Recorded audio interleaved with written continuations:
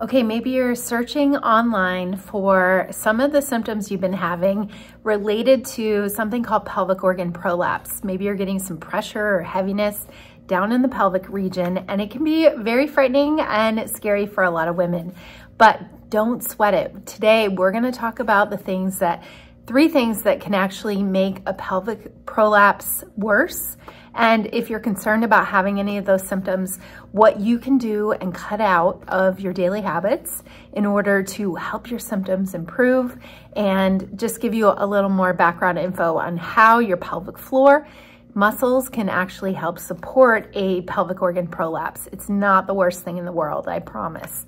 So my name is Dr. Dawn Andalone. I'm a women's health physical therapist. I work a lot with women who are dealing with any pelvic floor issue, lower back or hip problem. And for the thousands of women that I have seen before, pelvic organ prolapse is actually more common than a lot of people think. And it can be controlled with doing the right types of movements, right types of habits that you're adopting, and really learning more about how your core and your pelvic floor muscles can really support that area and support your pelvic organs.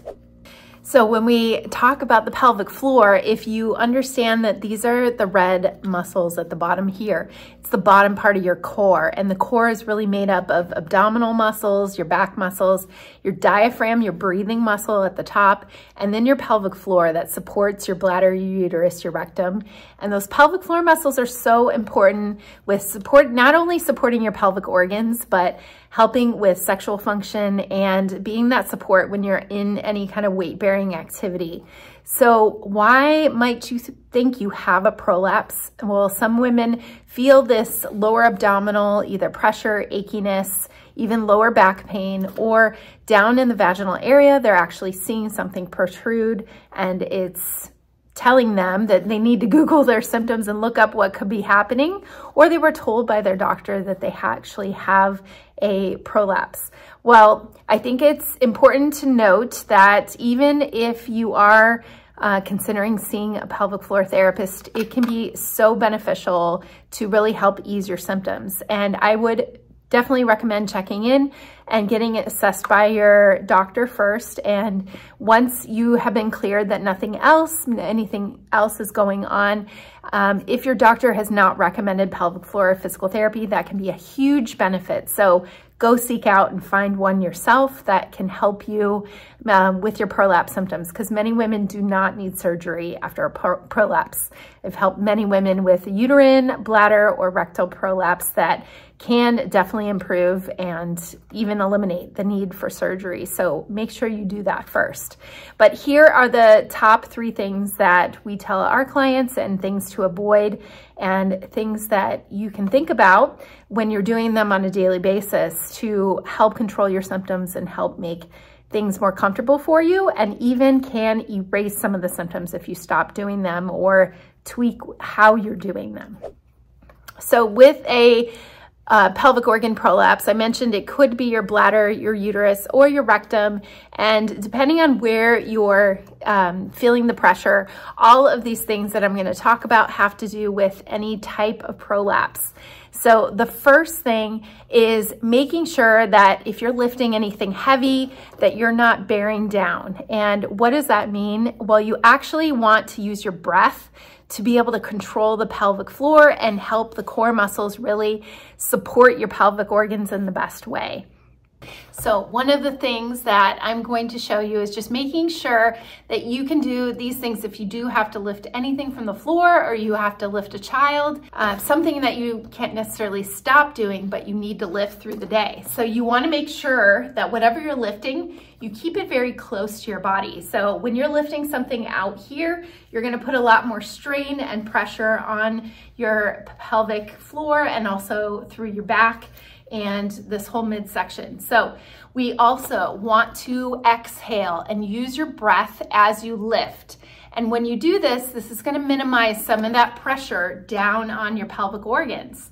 So practicing breathing techniques is a huge benefit, and it goes into some of the exercises that I have on this channel when in regards to prolapse and what things can actually help it.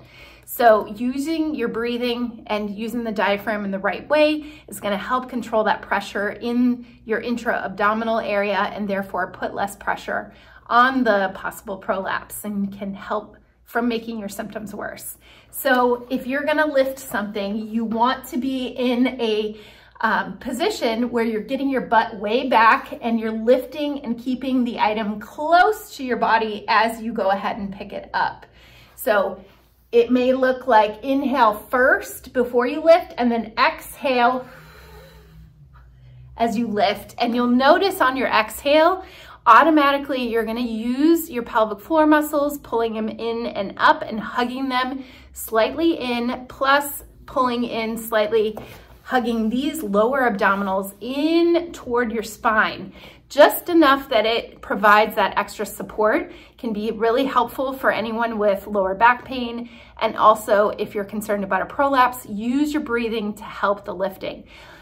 If you can, avoid heavy lifting and modify, get someone else to help you out. If you're traveling, have someone else try to lift your suitcase.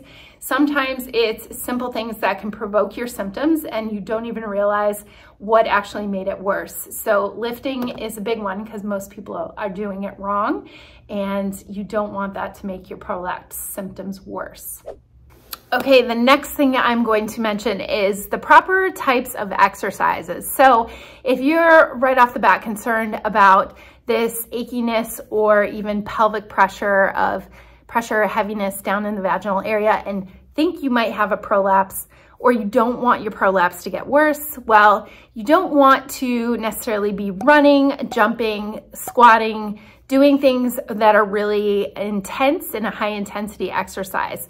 Unless your physical therapist you've worked with a pelvic therapist and they have cleared you for those activities and shown that you're not symptomatic when you're doing them.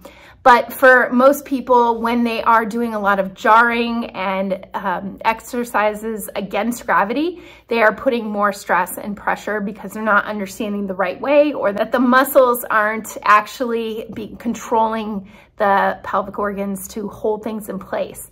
And so you want to make sure that you switch to more activities like walking, swimming, doing some things like Pilates or yoga, some things that are going to be guided in a more therapeutic environment, because this can put a lot less stress down on your pelvic floor. And anytime that you're having to hold your breath or really brace or push down, this also too is going to exacerbate your symptoms and make the prolapse symptoms worse. So you want to make sure that you're controlling your breathing, but doing things that are gonna put less pressure. Just think of exercises that take less stress off your joints. It's kind of the same thing, where it's gonna put less pressure on your pelvic area and allow you to exercise in a more non-symptomatic way from making things worse. Okay, the third thing that makes your prolapse symptoms, if it can make it a lot worse, is chronic constipation. So managing your diet and managing your digestive habits are a big part of prolapse. And this is something we address with all our clients. So making sure that you're being proactive about your diet and adding more fiber, things that are going to eliminate the constipation. And if you have this chronic problem and you have not talked to your doctor about it, or seen even a holistic doctor, natural medicine doctor that can look at food allergies or other things that might be causing this chronic constipation, you definitely want to do that, because this bearing down and pushing and straining to go to the bathroom can definitely be making your symptoms worse, because you're going to be putting more pressure on your pelvic organs. So some things that you can do to help it is really playing around with your diet and adding more fiber, and adding things like dried fruits or things that you know will stimulate your bowels to be able to soften your bowels so you don't overstrain and put more pressure down there. The other thing that you can do to help with your bowel movements is getting something called a squatty potty. You can look that up, and this is basically like a stool that's going to open the pelvic inlet and allow you to not have to strain so much to go to the bathroom. So those two things are very helpful to manage chronic constipation, because this is something that we see a lot of times makes the prolapse symptoms worse. So if you're concerned about prolapse or you want more information about what pelvic organ prolapse is and if you actually have this, I think it's important to go back to any other videos that I have on this channel regarding prolapse so you can do a little more research and get guidance from someone who is an expert in the field and pelvic floor physical therapy rather than just Googling your symptoms and freaking out. Because I promise when women undergo pelvic therapy and they get guidance from an expert, they are going to be able to feel more confident about their body and also relieve a lot of their unwanted symptoms in the best way. And for some women, this may include some different types of interventions, but in this video, I hope this was helpful. I just wanted to share the top 3 things that I see makes pelvic organ prolapse symptoms a lot worse in the women that I've treated before. So thanks so much for watching. Please subscribe if you haven't already to this channel, and we release new videos every week to help you on your women's health journey and make you happy and healthy and teach you all the things that you need to know about your body. So thanks for watching.